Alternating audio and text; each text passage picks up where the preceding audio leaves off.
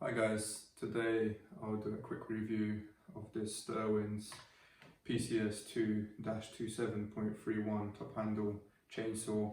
I'll let you know my thoughts and experiences with this saw. It's a low end to mid end price wise chainsaw.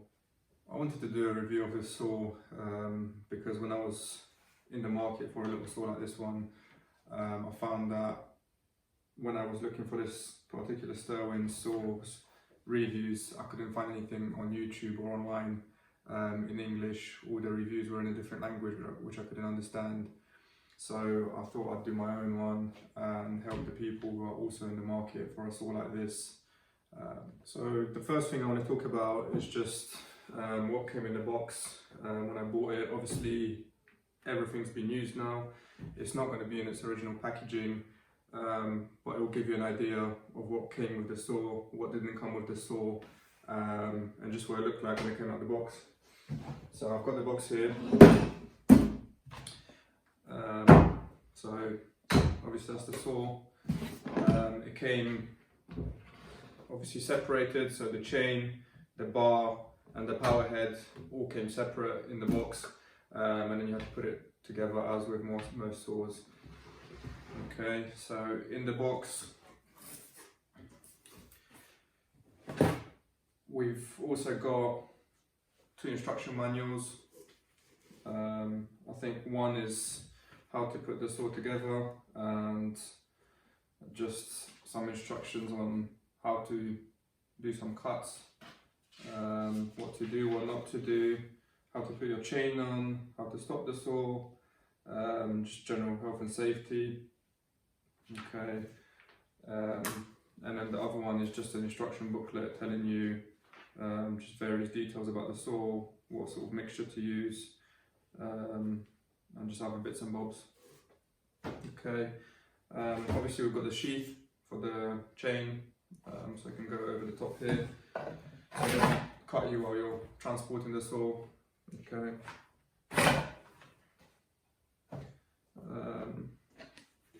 Obviously a little tool to undo your body, undo your chain, tighten your chain, undo your spark plug and stuff like that. So that came with the saw. They've also included a little file so you can sharpen your chain. I haven't used it yet, so I'm not sure how good it is. Probably it won't be the best quality, but it's here, so it's a nice touch to add it on with the saw. And surprisingly they've also added the funnel. It's quite a nice funnel. I actually quite like it. It's my favourite funnel at the moment. I use it for all my saws. It's got quite a thick outlet, so when you actually put it in, it just stays there. You don't have to hold it. You just pour your petrol in without touching the funnel, which is quite nice. I'll show you how it works in a minute. But yeah, I thought it was quite a nice touch as well that they've added this. And that's it. That's all that came in the box. Obviously there was some more packaging materials and stuff like that which I've already gotten rid of because quite frankly I don't need it. I've just kept the box for the purpose of this review, and I can show you guys what came in the box. Okay.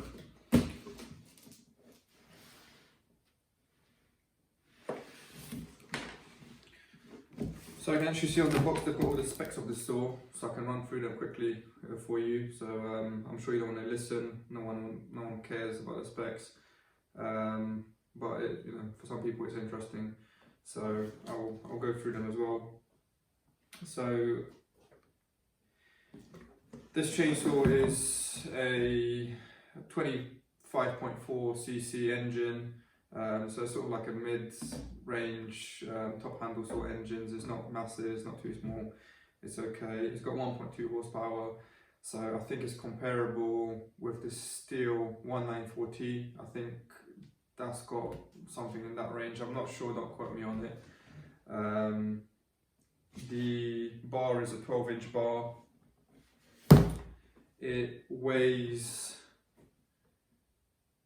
it says 3.3 kilos, well that's just the power head.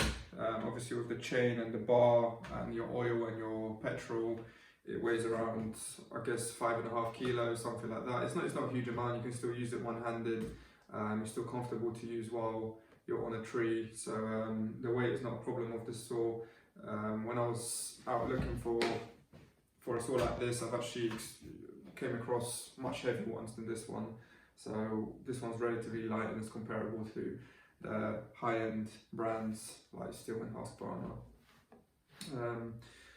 The fuel oil mix ratio is 40:1 for this saw. All my other saws run on 50:1, but the manufacturer recommends 40:1 on this one, so that's what I use. What else? I think that's it for the box. Not much else on the box. I was actually quite surprised with this saw because the bar, while it's Sterwins branded, it's actually an Oregon bar, which I'll show you in a minute when I take it off. And the chain that came with the saw is also Oregon, which is quite nice. As I said, I've been cutting with it for about a month now, quite regularly, so I've got no complaints. It's quite a sharp chain, I haven't sharpened it yet, and it still cuts pretty well. So what I'll do now is I'll bring the camera a bit closer and I'll take this apart from you so you can see how it came right out of the box, and then you can see the various components in there. Okay, so now I've got the camera closer, we can crack on with taking it apart. So I'll show you how it actually came in the box. We've got one nut here holding the bar and the cover here, so I'll take that off now. And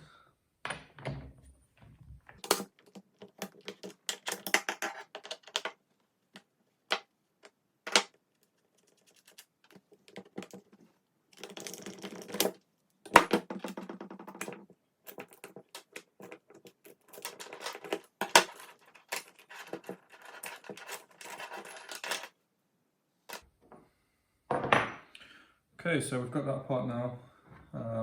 Obviously this is the cover with the chain brake. You can see the chain brake inside of here.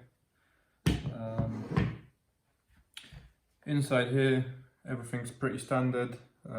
You've got your clutch.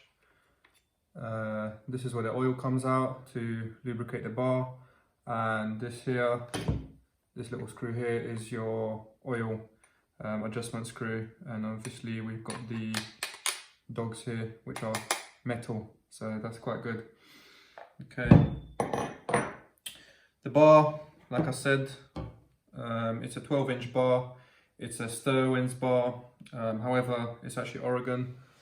I'm not sure if you can see here, hope you can. It says Oregon on it. Okay, and the chain itself, it's a 3/8 Pico chain, again for a 12-inch bar. So that's the packaging of the chain that came with the saw. It cuts pretty well. As I said, I've been cutting with it for about a month. I got a spare chain for it as well, so that's the spare chain I got for it. So as you can see, it's a 12-inch low kickback 45 drive links chain, and it's a also 3/8 Pico chain, semi chisel. Okay, the reason why I got this chain is because at the time when I was buying the saw in the hardware store, I was buying this, they didn't have any Oregon chains. Usually my go-to chain would be made by Oregon, however they didn't have any, so I just went with this one. I'll see how it goes, how it cuts, how long it lasts. If you guys want, let me know and I'll do a review on this chain as well. It wasn't cheap, but it wasn't hugely expensive either, so hopefully it's of a decent quality. We'll see.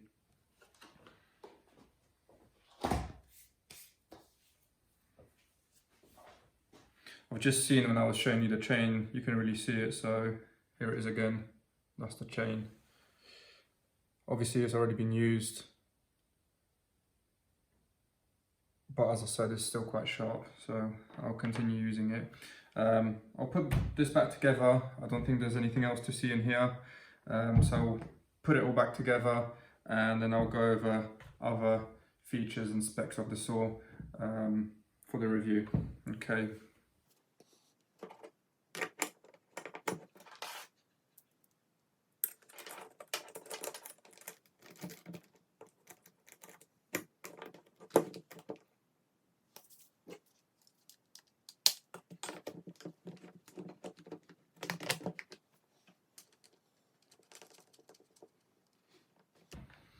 Okay, so we got it back together. I've just hand tightened the nut. Now I'm going to tighten the chain. I'll show you guys how I do it. Obviously everyone else might do it differently. The way I tighten the chain is so that it's not very tight. I don't like my chains too tight.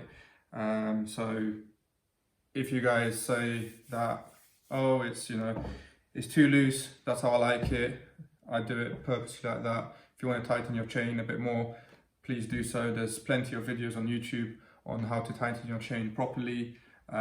So go to those, but this is how I do it. So I would just go in here and pretty much tighten until the bar doesn't drop down anymore. So I'll pick it up with this hand, and if it stops dropping down, so around about here. So there's a bit of slack, as you can see. So that's how I would tighten my chain. And then obviously tighten your bolt.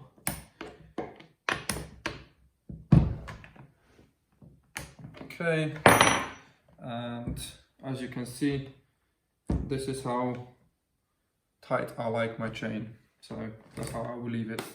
I'm just going to go wipe my hands because they're full of oil, and we will continue the review. Okay, so now we've got that out of the way, I'll just talk about just the general features and specs of this saw and what I like and dislike about it. So I'll start off with the most obvious thing, which is the chain brake. I find it to be quite flimsy, so if we switch it on, and as you can see, it's quite flimsy. I don't really like that. I like it more sturdy. I feel like, you know, if it's disengaged and then you're cutting and it kicks back, it doesn't always engage. I guess in these little saw it's not hugely important, but I would like it to work as it should anyways. Okay. Next thing is we've got the on and off switch here, the ignition switch. It's, as you can see, it's just a rocker switch, but it doesn't stay in the position, so you can basically just turn the saw off, but you know, it's ready to go as soon as it's depressed. So I quite like the feature. I know a lot of the saws, they have the on and off switch where you can just basically press it off and it, you know, it stays off. However, I find it quite handy on this one, especially when I climb. I don't have to remember about switching it back on, so I just turn it off and it's ready to go again. Next thing, we've got the choke here. The choke is quite flimsy. As you can see, it's pretty flimsy here, but it does the job, what a choke's supposed to do, so I can't really complain about that. Got the two tanks at the front. So the top one is the petrol and oil mix. Again, as I mentioned, it's 40:1 ratio. And over here we've got the bar oil. It would have been nice if the tanks were one at the front, one at the back, to make the saw a bit more balanced when holding it. But it is what it is. So I guess I'll have to live with it. I don't really notice it, so it's not a big deal. Over here we've got the filter housing. I'll show you what the filter looks like.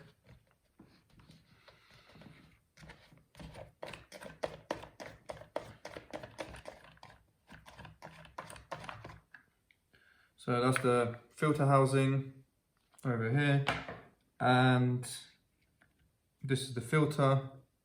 It's just a sponge, general, normal, standard spongy filter that comes in with most saws. It's got this little metal plate here. When I first got this saw, I thought it was a restrictor of some sort, so I actually took it off. I thought it would make my saw run better, but it didn't. It ran the same. The only thing I found it did when I took it off was it spat the petrol back onto the filters. As you can see, this part of the filter is a bit wet with the petrol. So I put that back on now. It runs the same as it would without the metal thing. So I guess it's there for a reason. I don't know what the reason is. I'm sure one of you guys can educate me. So I'll put that back on now.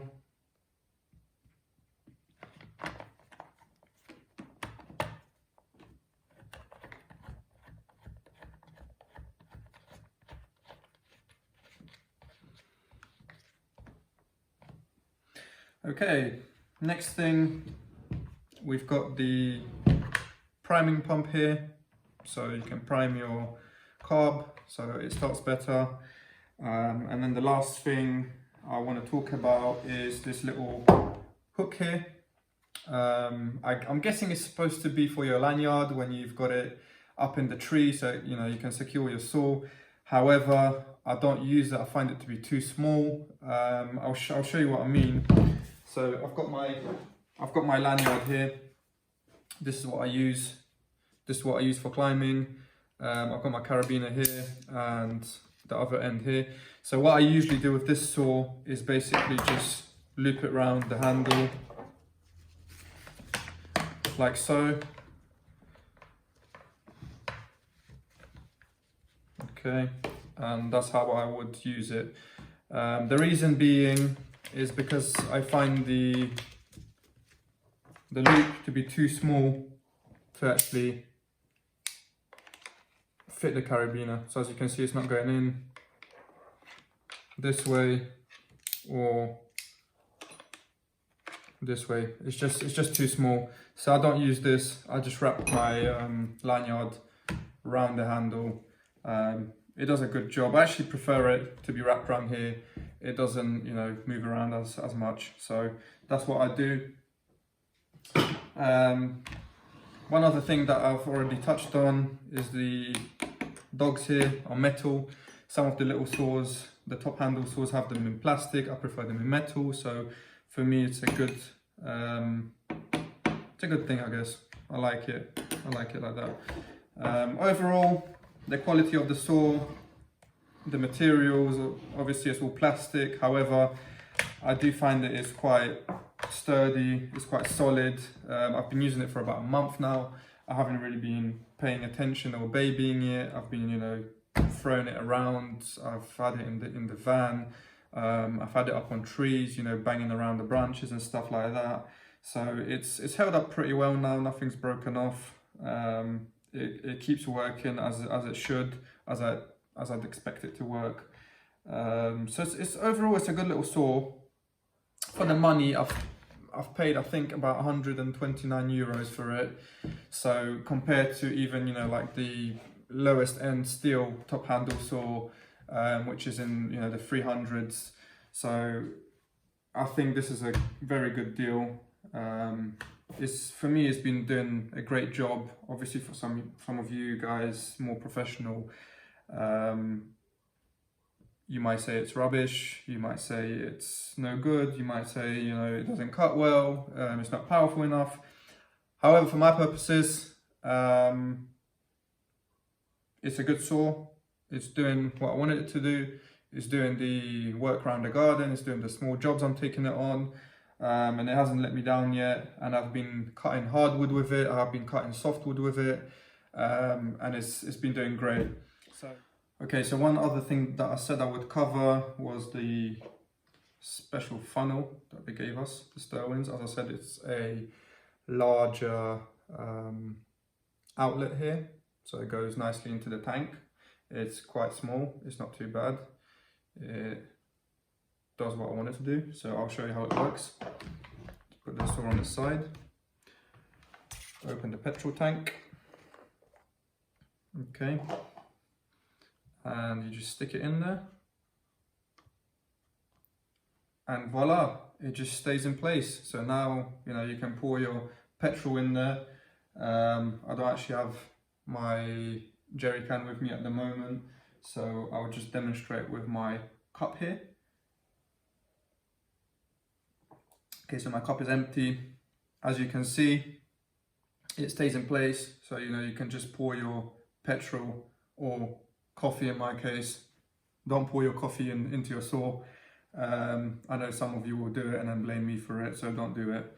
But yeah, for demonstration purposes, as you can see, you don't have to hold the funnel. It just stays there and it's quite good. So yeah. Take it out now, close the tank. That's that. So what I'll do now is I'll take it outside for you guys so you can see how it cuts, various thickness of wood, just generally how it performs outside while it's working.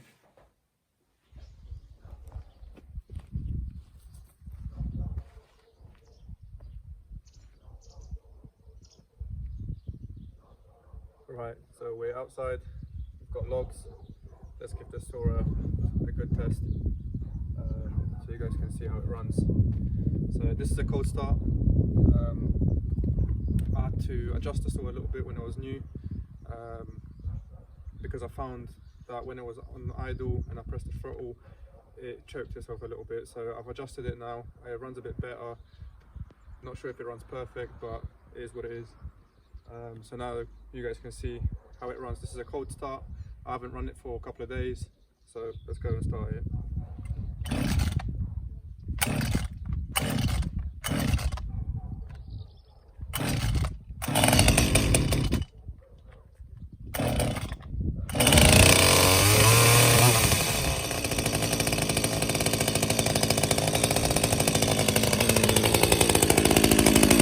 I'll let it run for a couple of seconds to warm up before I start cutting.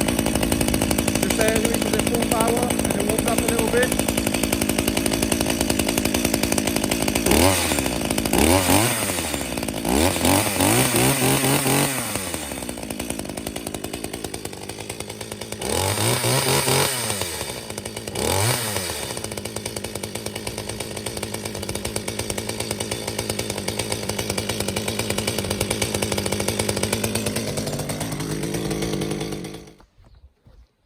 Okay, so I've run the saw for about a minute or two now, so it should be nice and warm.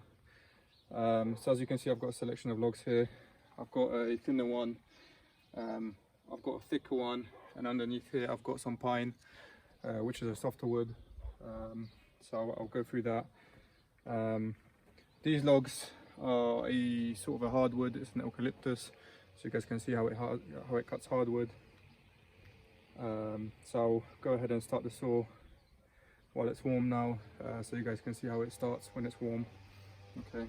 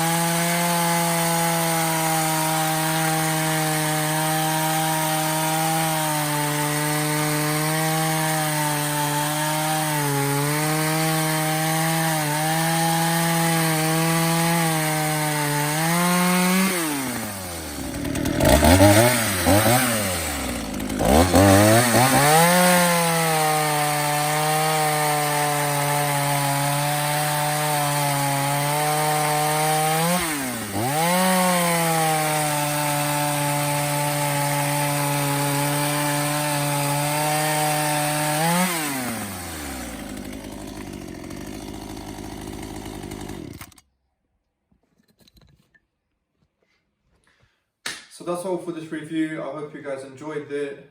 If you've got any other questions, let me know in the comments section. I'll be more than happy to answer any of your questions.